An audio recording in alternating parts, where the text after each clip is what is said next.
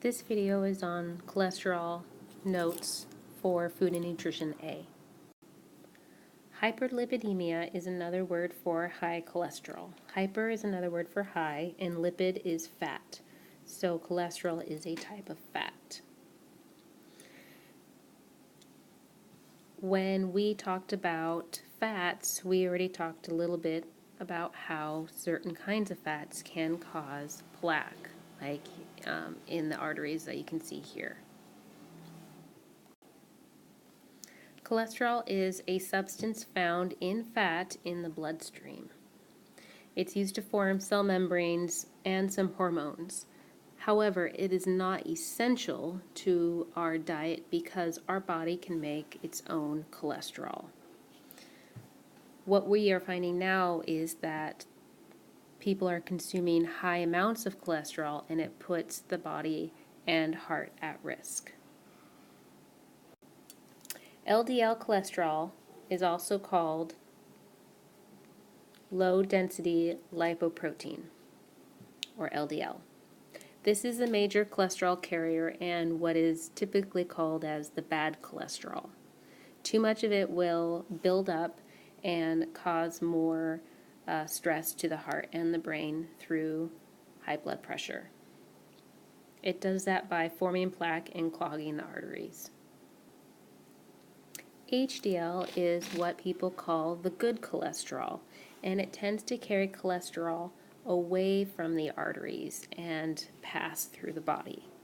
It also removes any excess cholesterol and the plaque, slowing the growth and potentially reversing potential heart disease.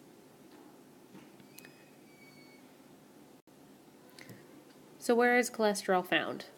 The body produces enough of it for what it needs, but it's also in food that we consume that are animal-based. This includes eggs, meat, poultry, any dairy products. Foods from plants, fruits, vegetables, grains, etc., they don't contain cholesterol because they are not animal-based. All animals will provide enough cholesterol for their own bodies. What else affects cholesterol levels? Smoking is one of the top risk factors for heart disease and can cause some of those problems, lowering that good cholesterol, which takes away that bad plaque out of the body and away from the heart. You can also choose healthy fats, which we already talked about with oils, limiting that saturated fat. That's fat at room temperature, so butter as an example. Coconut oil is another example, and avoiding those trans fats, which, although it is unsaturated, acts as a saturated fat in the body.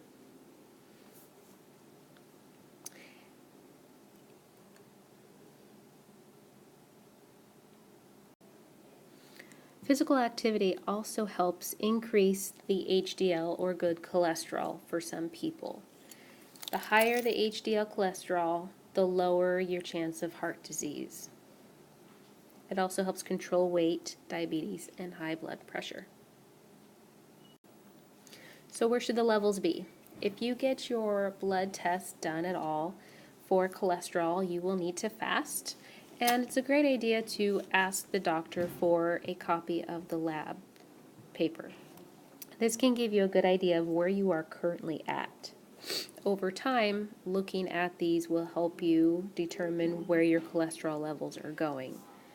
Total cholesterol, that includes triglycerides, LDL, and HDL, should be lower than 200 milligrams per deciliter. For HDL, having it at 60 or above is ideal.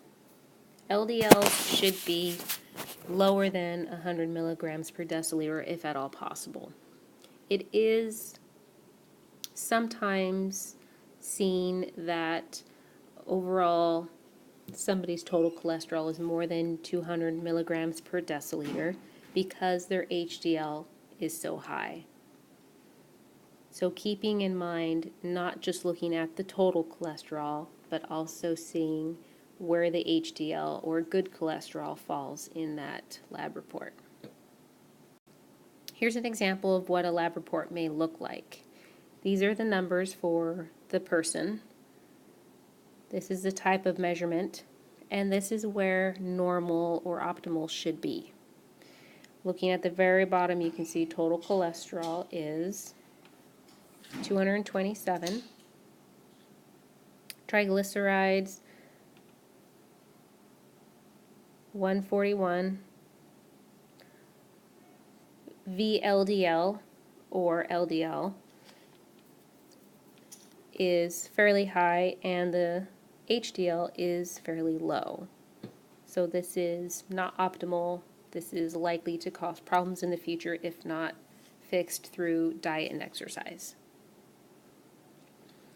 So take a moment, go through your notes. If possible, come back to these the next day and summarize 5 to 7 sentences and turn in your notes when you're done.